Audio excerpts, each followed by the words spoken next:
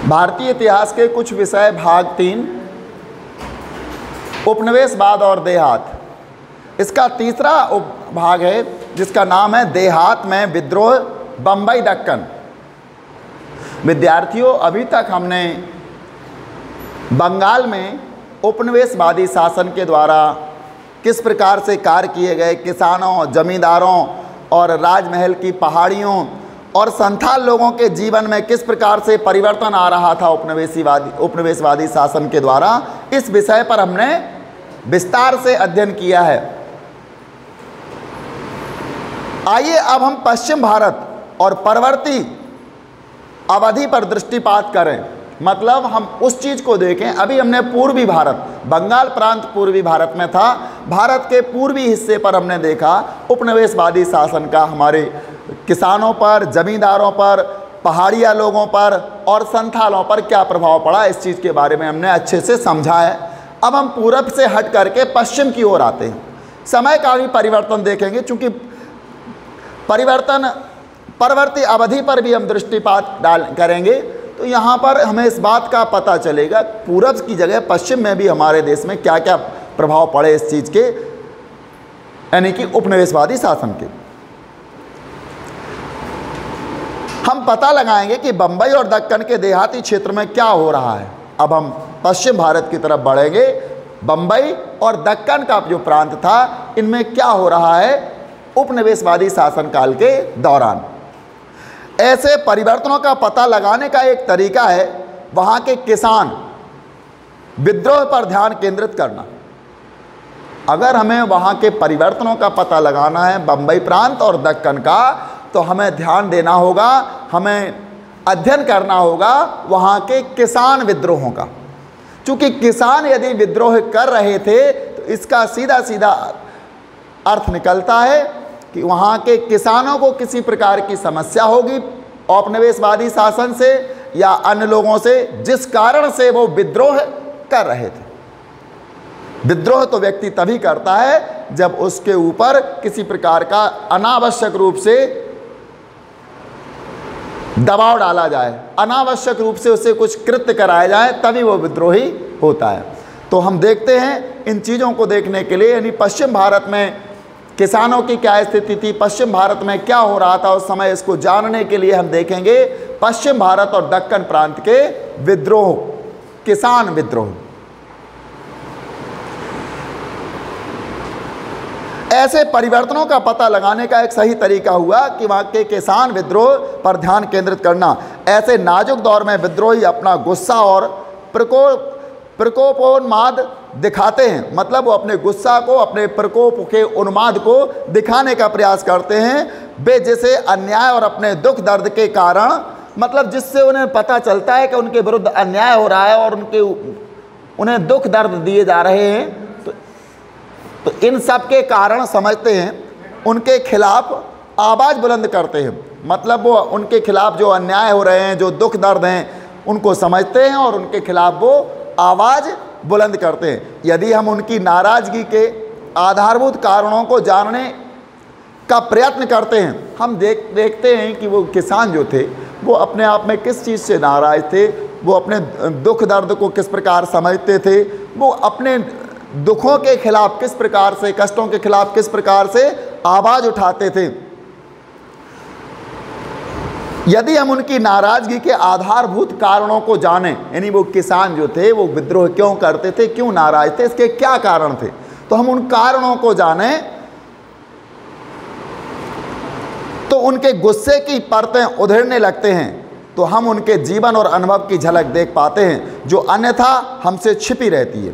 विद्रोह के बारे में ऐसे अभिलेख भी उपलब्ध होते हैं जिनका इतिहासकार अवलोकन कर सकते हैं। मतलब हम देखें कि उनके अंदर क्या नाराज़गी है, नाराज़गी के क्या कारण रहे हैं, विद्रोह के क्या कारण रहे हैं। अगर हम इन चीज़ों का प्रयत्न करते हैं तो हम पाते हैं उनके जीवन की झलक देखते हैं, उनके जीवन की बहुत सारी परतें खोलते जाते हैं और इन परतों में हम देखते हैं क्या क्या छिपा है। उन परतों में उनके गुस्सा, उनका क्रोध, उनकी भावनाएं दबी हुई हैं, दफन हैं।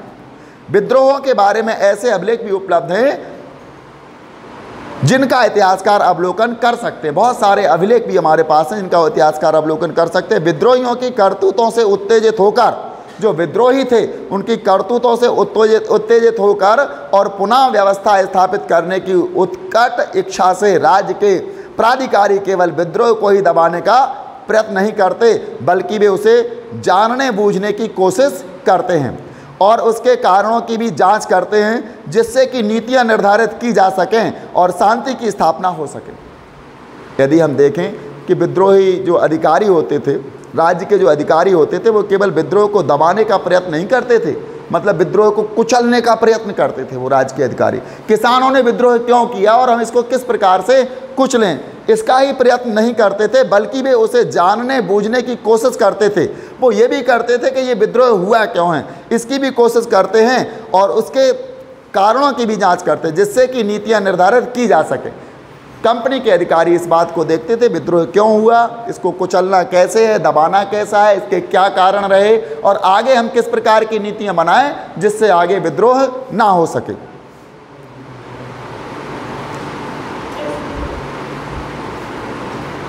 जिससे आगे के लिए नीतियां बनाई जा सके, शांति स्थापित की जा सके, इस बात को भी जानने का वो अधिकारी प्रयत्न करते थे। ऐसी जांच पड़ताल के साक्ष्य उत्पन्न होते हैं जिसके बारे में इतिहासकार शोध कर सकें।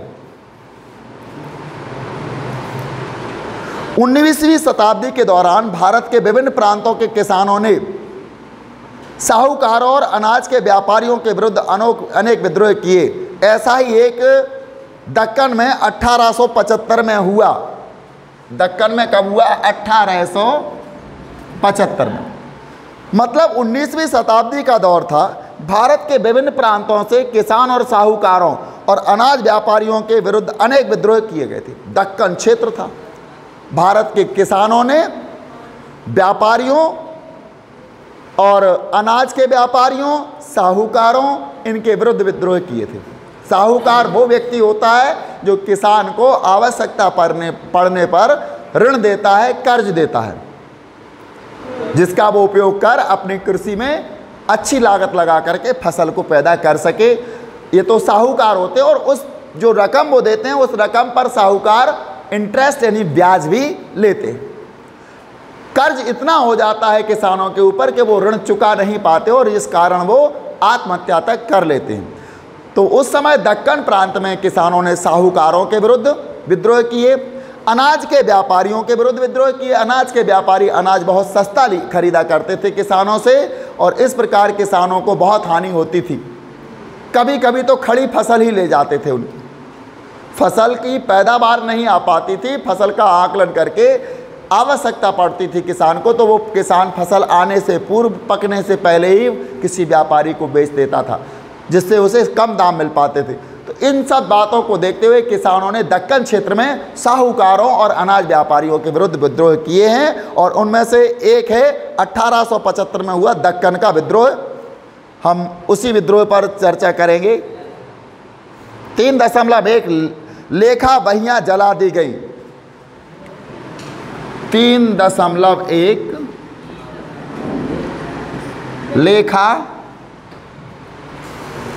बहियां जला दी गई।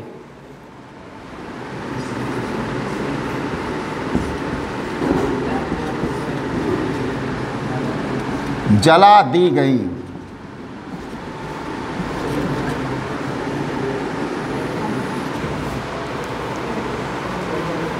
देखिए, साहूकार जो होते हैं किसानों को कर्ज देते हैं, आवश्यकता पड़ने पर उस पर ब्याज लगाते हैं, ये बात सत्य है। लेकिन जब किसान उन कर्ज के कारण, उन ऋणों के कारण दब जाता है और अपने आप को असहज महसूस करता है, पूरी साल अपनी मेहनत से फसल उगाता है और उस फसल को बेचने के बाद भी जब उसका ऋण पूरी तरह से समाप्त नहीं हो पाता, चुकाया नहीं जा सकता, तो जाकर के किसान परेशान हो जाता है। और ऐसा अनेक किसानों के साथ जब होता है तो वो समूह बना करके किसी साहूकार के विरुद्ध आवाज़ उठाने लगते हैं। यह आंदोलन पूना 1875 की बात है। पूना यानी आधुनिक, अब इसको पुणे कहा जाता है। बम्बई प्रांत जो है उसको मुंबई के नाम से अब जाना जाता है। इसी प्रकार उस समय पूना जो बम्बई प्रांत में आता है, अब उसे पुणे कहा जाता है। जिले के एक बड़े गांव, यानी आंदोलन पूना जिले के एक बड़े गांव सूपा से शुरू हुआ, यानी ये गांव का नाम है, पुणे का था ये।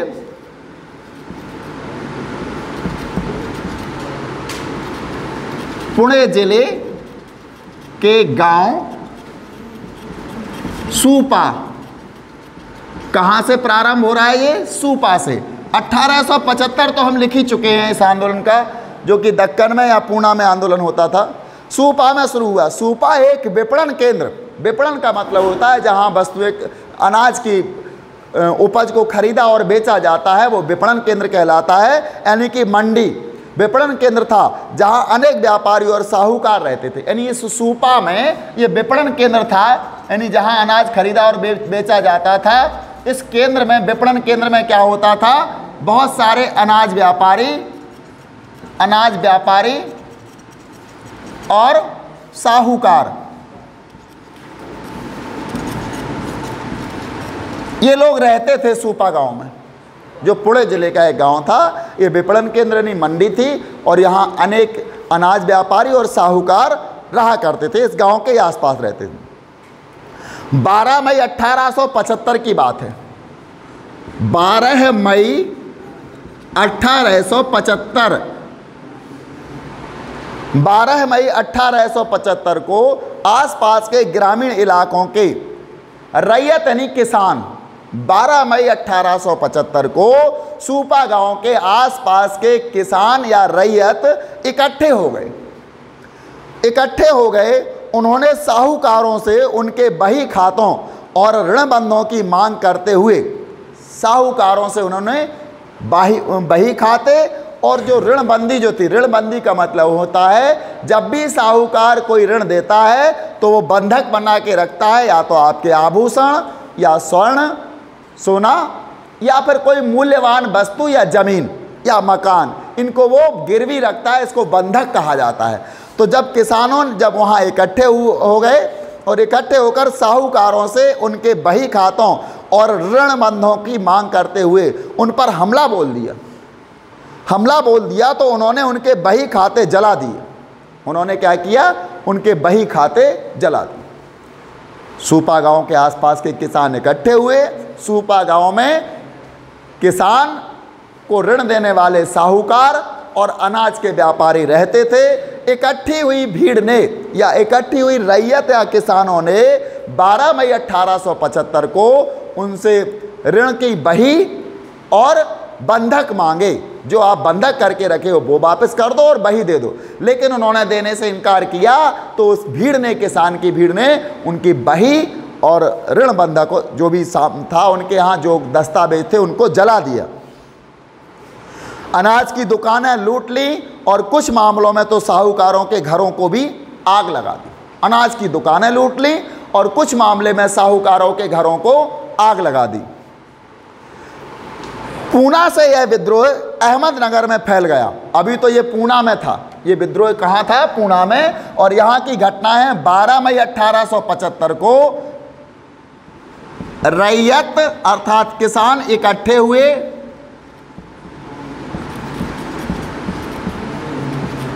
हुए और इन्होंने क्या किया? बहियों को जला दिया। बही एक वह रिकॉर्ड या अभिलेख होता है जिसमें साहूकार किसान को दिए गए ऋण का ब्यौरा लिखता है, उसकी जमाएं लिखता है, ब्याज लिखता है, शेष और बकाया सब कुछ लिख कर रखता है, उसको बही कहा जाता है। तो इन बहियों को जला दिया और ऋण बंधकों को मुक्त करा लिया। और जैसे ही कई किसानों ने जाकर के साहूकारों के घरों को भी आग लगा दी और अनाज व्यापारियों के रखे हुए अनाज को लूट लिया गया। इस बात की खबर आग की तरह फैली और पूना से यह विद्रोह अहमदनगर में फैल गया। अब तो पूना से ये कहां पहुंच गया? अहमदनगर।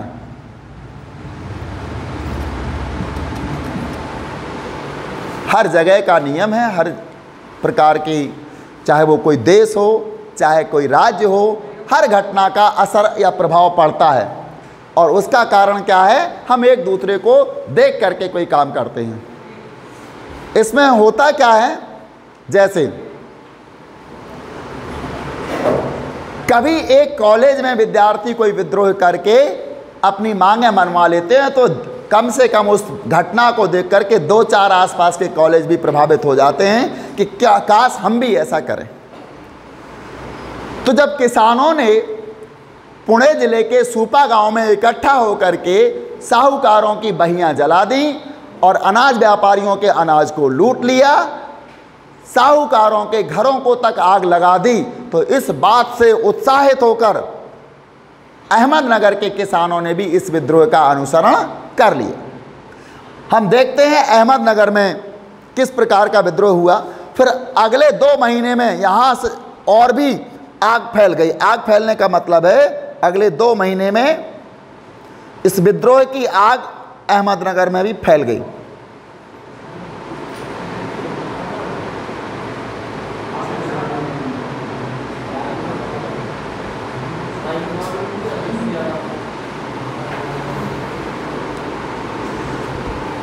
छः 6,500 वर्ग किलोमीटर का इलाका इनकी चपेट में आ गया। यानी अहमदनगर का 6,500 वर्ग किलोमीटर का इलाका जो था वो किसानों के विद्रोह की चपेट में आ गया। 30 से अधिक गांव इसके खूब प्रभावित हुए। यानी कम से कम 30 से अधिक गांव में ये विद्रोह होने लगा और इस विद्रोह की आग 30 से अधिक गांव में फैल गई। सब जगह विद्रोह का स्वरूप एक समान ही था, हर जगह एक ही समान विद्रोह। इकट्ठे हो जाओ, साहूकारों की बही जला दो, अपने बंधक मुक्त करा लो, अनाज व्यापारियों का अनाज लूट लिया जाए। तो हर जगह विद्रोह का एक ही स्वरूप सामने आ रहा था और विद्रोह किसान या रैयत के द्वारा ही किया जा रहा था। साहूकारों पर हमला किया गया, बही खाते जला दिए गए, ऋण बंध नष्ट कर दिए गए। किसानों के हमलों में से घबराकर साहूकार गांव छोड़कर भाग गए। अब तो वहाँ के किसान करीब 30 गाँव में जब ऐसा विद्रोह को फैलते हुए देखा तो वहाँ के आसपास के साहूकार किसानों के भय से गांव छोड़ छोड़ करके भागने लगे। अधिकतर मामलों में वे अपनी संपत्ति और धन दौलत भी वहीं पीछे छोड़ गए। ज़्यादातर साहूकार जब वो भागे अपना घर छोड़कर, तो वो अपना संपत्ति और अपना अनाज, अपने सारे दस्तावेज वहीं छोड़ करके अपनी जान बचा करके भाग गए। कौन भाग गए? साहूकार। जब विद्रोह फैला तो ब्रिटिश अधिकारियों की आंखों के सामने 1857 का गदर दृश्य आ गया। देखिए, ये 1875 की बात है और इससे पहले 1857 में एक गदर विद्रोह हुआ था। गदर विद्रोह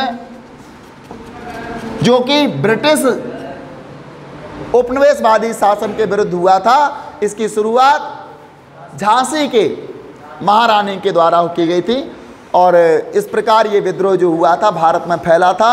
यानी बहादुर शाह जफर ने इसका नेतृत्व किया था और इस विद्रोह की आग की लपटें या इस विद्रोह ने कंपनी की करीब 100 वर्ष पुराने शासन की नींव हिला दी थी। तो अंग्रेजों के सामने, उपनिवेशवादी शासकों के सामने, कंपनी के अधिकारियों के सामने 1875 का ये किसान विद्रोह देख करके ये गदर याद आ गया। विद्रोही किसानों के गांव में पुलिस थाने स्थापित किए गए। जहां जहां जैसे कि 30 गांव का हमें उल्लेख मिलता है, 30 गांव में विद्रोह फैला था तो हर गांव में एक पुलिस थाना बना दिया गया। जल्दी से सेनाएं बुला ली गईं, 95 व्यक्तियों को गिरफ्तार कर लिया गया और उनमें से बहुतों को दंडित किया गया, लेकिन देहात को काबू करने में कई महीने लग गए। जब विद्रोहियों को देखा उपनिवेशवादी शासकों ने, उपनिवेशवादी शासन के अधिकारियों ने, तो उनको 1857 का गदर याद आ गया और उन्होंने इस बात से चिंतित होते हुए, इस विषय को गंभीरता से लेते हुए जिन जिन गांवों में विद्रोह हुआ था उन गांवों में पुलिस थाने स्थापित कर दिए गए। करीब 95 लोगों को गिरफ्तार किया गया, बहुतों को दंडित किया गया और ग्रामीण इलाके पर, देहात पर काबू पाने में उपनिवेशवादी शासक कंपनी के शासन को बहुत मेहनत करनी पड़ी, कई महीने लग गए।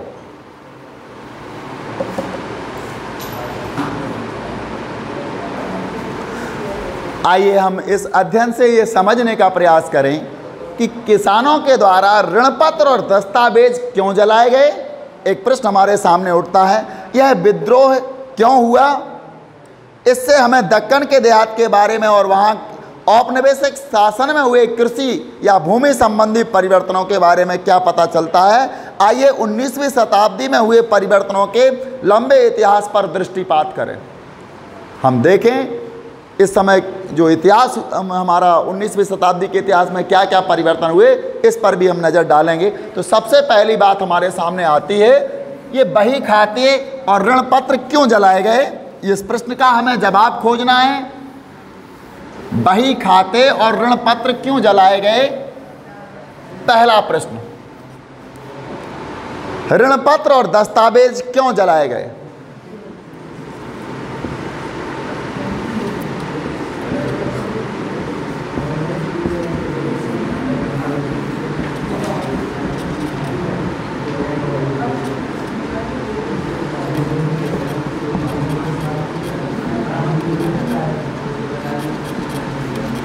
ऋण पत्र और दस्तावेज क्यों जलाए गए, ये पहला प्रश्न हमारे सामने आता है। दूसरा प्रश्न हमारे सामने आता है, यह विद्रोह क्यों हुआ। ये पहला हो गया, ये दूसरा है, यह विद्रोह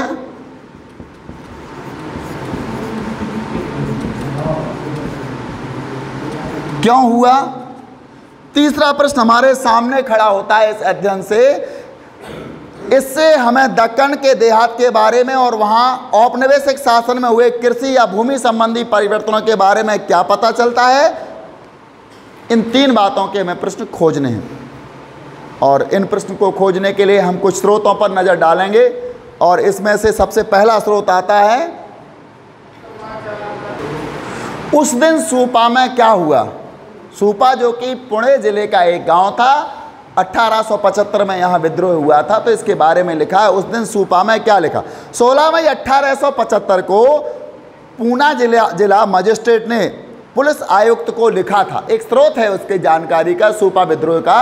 16 मई सन 1875 को पूना जिला के मजिस्ट्रेट ने पुलिस आयुक्त को एक पत्र लिखा था। उस पत्र की कुछ झलक हम आपको बता देते हैं।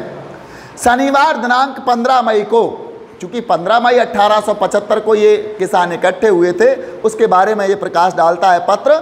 शनिवार दिनांक 15 मई को सूपा में आने पर मुझे इस उपद्रव का पता चला। एक साहूकार का घर पूरी तरह जला दिया गया, लगभग 1 दर्जन मकानों को तोड़ दिया गया, उनमें घुसकर वहाँ के सारे सामान को आग लगा दी गई। खाते पत्र, बॉन्ड, अनाज, देहाती कपड़ा सड़कों पर लाकर, यानी इतनी सारी चीज़ों को सड़कों पर ला करके जला दिया गया। जहां राख के ढेर अब भी देखे जा सकते हैं, ऐसा मजिस्ट्रेट पत्र लिखते हैं पुलिस आयुक्त के लिए। मुख्य कांस्टेबल ने 50 लोगों को गिरफ्तार किया। वहाँ का जो मुख्य कांस्टेबल था, पुलिस अधिकारी था, उसने 50 लोगों को गिरफ्तार किया। लगभग 2000 रुपए का चोरी का सामान छुड़ा लिया गया। जो लोग सामान को लूट कर ले जा रहे थे विद्रोह के दौरान, उसमें से 2000 रुपए का सामान को छुड़ा लिया गया। अनुमानतः 25,000 रुपए से अधिक की हानि हुई। साहूकारों का दावा है कि 1 लाख रुपए से ज़्यादा का नुकसान हुआ। दक्कन दंगा आयोग के कमिश्नर को, पुलिस आयुक्त को यह रिपोर्ट भेजी थी।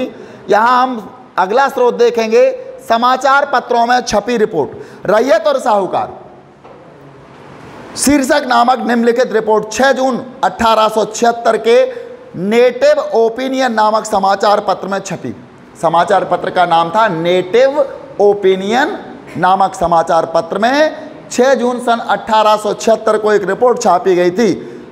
रिपोर्ट में यथावत उद्धृत किया गया, क्या लिखा गया रिपोर्ट में, वे मतलब रैयत यानी किसान सर्वप्रथम अपने गांव की सीमाओं पर यह देखने के लिए जासूसी करते हैं कि क्या कोई सरकारी अधिकारी आ रहा है।